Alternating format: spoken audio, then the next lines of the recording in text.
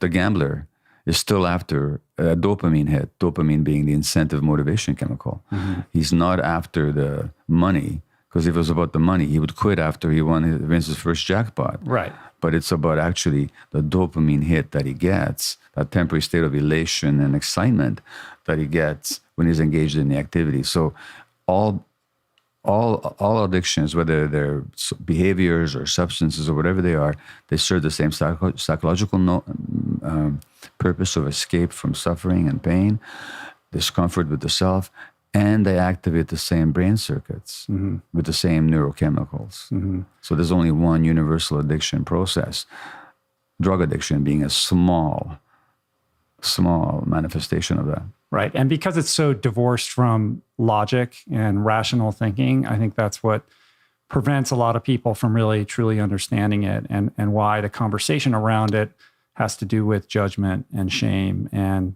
criminology.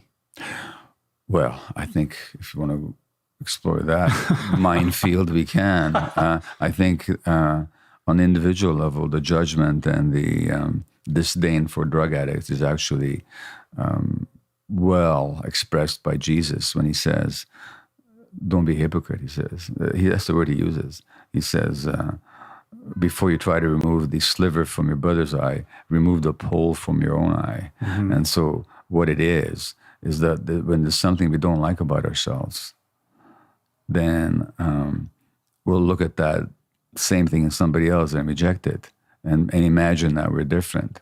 So the workaholic businessman, or the workaholic doctor for that matter, or the shopaholic man or woman. Mm-hmm. The guy who spends $8,000 on CDs. CDs in a week. I've heard of people like that. And they like to think of themselves as superior to the drug addict.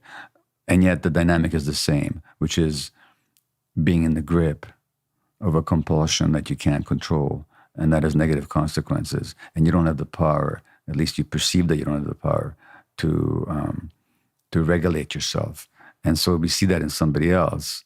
And it's so easy then to look at the externals, which is that somebody's in a back alley in the downtown east side of Vancouver shooting up with heroin or cocaine. Oh, they're different from the rest of us. No, they're not. Mm-hmm. They're only different in their expression of their addiction. And they're also different in their social economic background often, and also, of course, in the degree of trauma that they experienced as children. Mm-hmm.